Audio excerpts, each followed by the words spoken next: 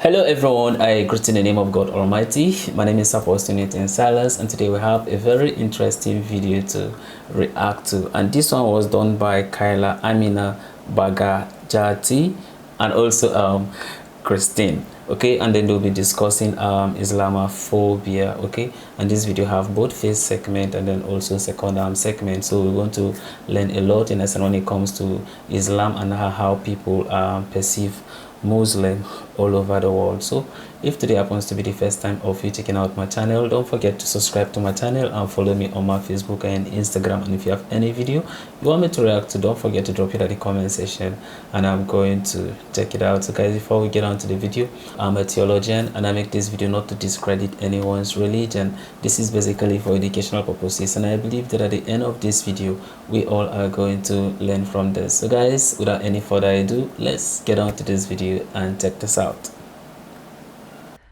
Hello and welcome to Matters of Faith. I'm Christiana Bakker. One growing phenomenon today is Islamophobia. It is on the rise worldwide, especially since the 9/11 terror attacks. As a result, Muslims in the West experience discrimination at work, in the society and in their private lives. Today we're going to investigate the reasons behind this phenomenon, and our guest, Carla Amina Bagajati, will show us ways of overcoming Islamophobia. Carla is the media representative of the Islamic community in Austria, so I'd like to say welcome. Thank you. Now, what exactly do you do? Well, I'm the spokesperson for the Islamic Religious Authority in Austria. In Austria, we are in a very special situation concerning the representation of Islam, because we are an acknowledged religion, acknowledged by state. And this has to do with Austria's history. We have to go back to the times when it was an empire, Austria-Hungarian Empire, and 600,000 Muslims of Bosnia-Herzegovina carried the Austrian-Hungarian citizenship. How many? 600,000. Yes.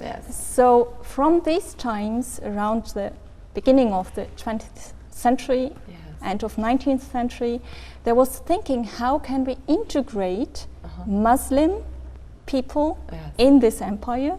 And so we have an Islam law dating back to the year 1912, guaranteeing Muslims in our country freedom of religion.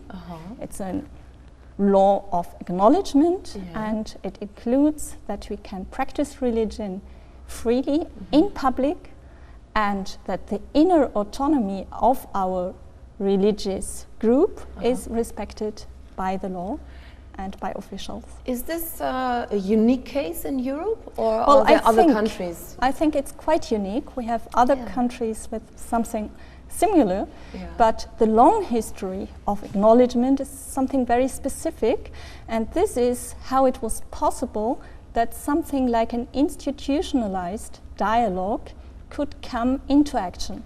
Yes. So what do you do? How can we imagine your work practically? Well, practically it has to do with the media, but what I like perhaps even better is dialogue with people. For I'm very convinced that dialogue has to happen face to face as well. So we look for the grassroots level, and we have many projects engaging, for example, with schools, that we invite pupils, classes to mosques to enter dialogue, and a very open dialogue. We are not convinced about the idea just presenting Islam, but being open for questions. And these questions may raise new ideas, may trigger this project of integration. Oh, that's very good. Now, our topic is Islamophobia and how to overcome it. First of all, how would you define Islamophobia? Well, it's not that easy. It's quite a new term. Yeah. And as far as I know, it goes back to the 90s, when in Great Britain the Runnymede Trust published a now very famous study. Islamophobia is something connected to unfounded hostility towards Islam and those who believe in Islam, the Muslims. Yes. And the Runnymede Trust has 8 criteria to find a way of describing how this Islamophobia works. Yeah. And it's very much linked to the idea, do people have an open or a closed mindset when thinking about Islam? Yeah. So the first criteria is that it's a monolithic block when you come to think about Islam. Okay. This is problematic, of course, Yeah. if you put all Muslims, whether American or Turkish or Indonesian origin, in one big pot. Yes. Monolithic. This is the first thing. The second criteria, it's seen as something separate, something like the other. And this being the other means that people have the prejudice that there are no shared values, nothing in common with Islam, something strange and estranging. And this opens the next problematic issue. It's seen as something inferior, barbaric, sexist, something irrational. And as a reason seen as the enemy, something where it may be morally right to fight against Islam. And next problematic issue, Islam seen as manipulative. So Muslims as bearing a tendency that their religion helps to create ideologic thinking and political attitudes where Islam is instrumentalized. Okay. Like And Islamism, yes, as in Islamism. of course, yes. And then the perspective that Muslims reject any criticism from the West.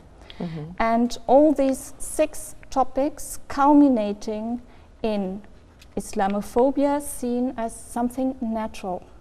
Really? And this is why I think we really have to do something to open a very open discussion about the term and about how to overcome Islamophobia. And to me, it's very essential that we don't put any blame on people who carry Islamophobic ressentiments. For we have to make sure it's something natural.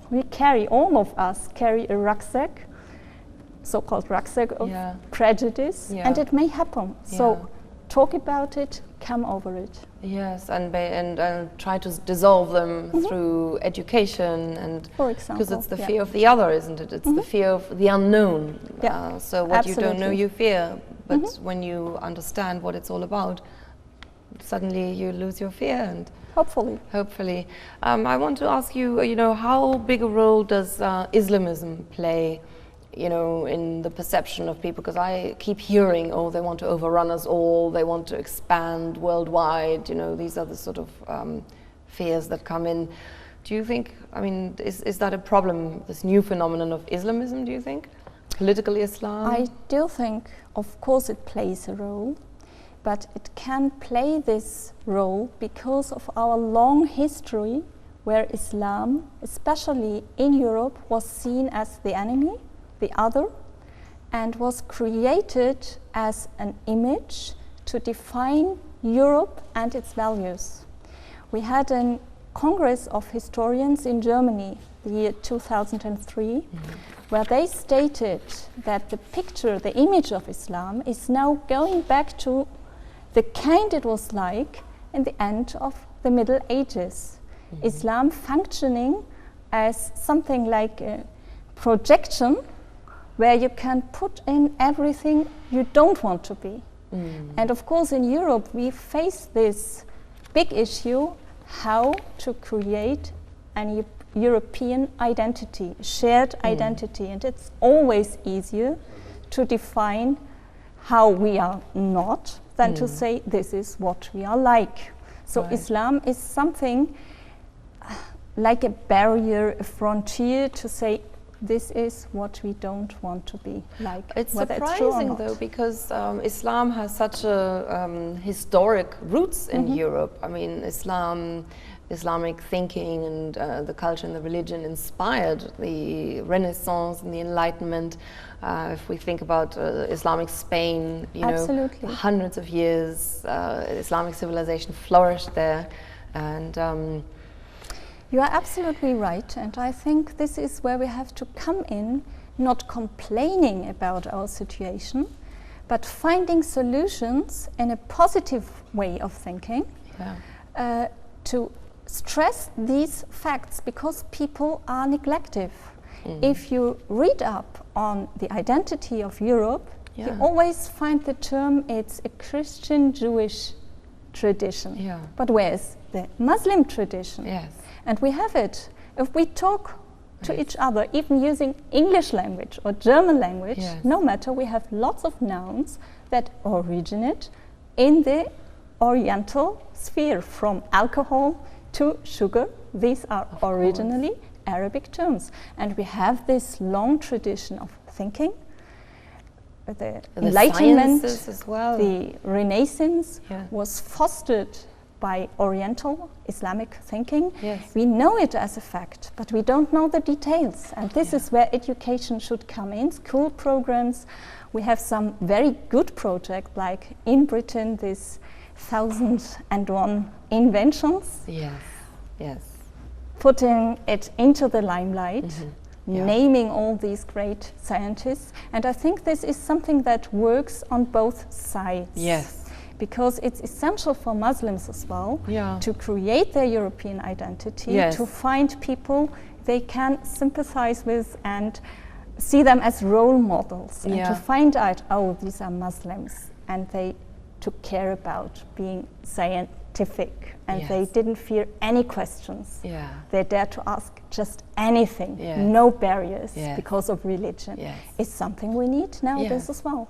In Britain, where I live, there's a great movement of making Muslims, you know, to feel proud and British. You know, British Islam, British Muslims. There are many projects along those lines. Do you have that in Austria as well? Like, we Austrian Muslims, or, you know, being Austrian and Muslim. Absolutely, and I'm very happy that this vision of Muslims in Europe will say, I'm proud to be Muslim and European as well. And this is normal, is coming up to be more and more normal. You mentioned the word projection, and how important is, you know, the idea of negative projection, I suppose, you know, to, you know, for Islamophobic sentiments. I think it may help to understand how it works.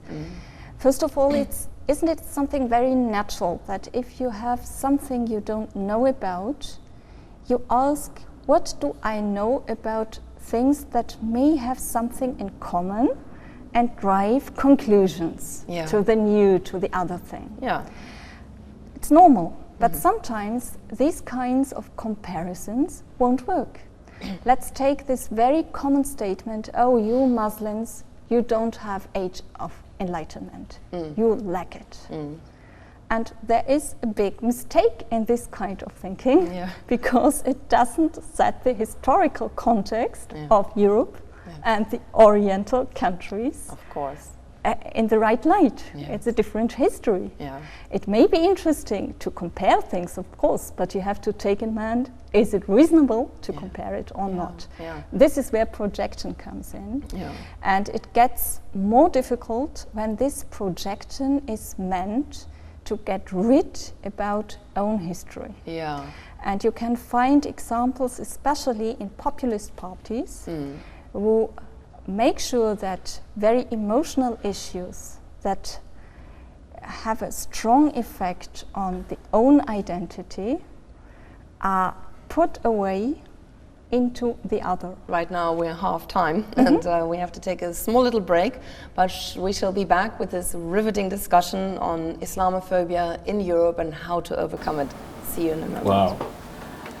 That's a very interesting video, listening to Christine, and then also Amina, Carla explaining, you understand, Islamophobia, and then the way forward on how we can be able to take away, you understand, that fear of Muslim in the Europe, and then to make the people to be comfortable to the point that you can be able to be a European and says that I'm a Muslim and then also a proud, understand, European. Okay, that's a very interesting one, and I hope that we all are actually learning from this video. Some of the important point that she raised was that ways in which you can be able to overcome some of this Islamophobia is when you tend to engage people and then have dialogue, you understand, with them.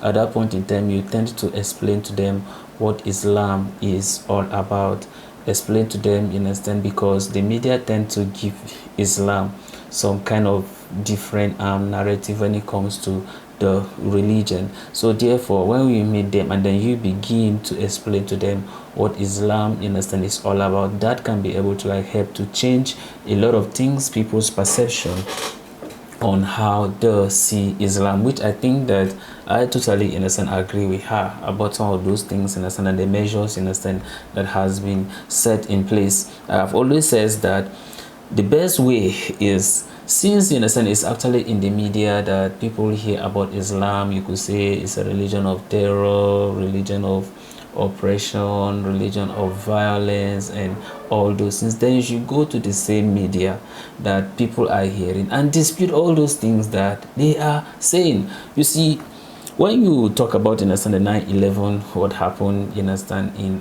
US between Osama bin Laden, I think that people will not be able to separate, you understand, that his own, you understand, interest or what he was trying to do in America with Muslim or with Islam as a religion, since that was not be able to separate, you'll not be able to understand the Islamic interest, you understand, in America, and what interest Osama bin Laden actually, in a sense, stands for, and then that's end up, you understand, affecting everyone, since, you understand, he's a Muslim, and then do you not be able to differentiate those two, because you see, he was causing all these things, you understand, on the life of people, taking lives of innocent, you understand, people, right? And then he says that he do those things, you understand, in the name of what? Islam.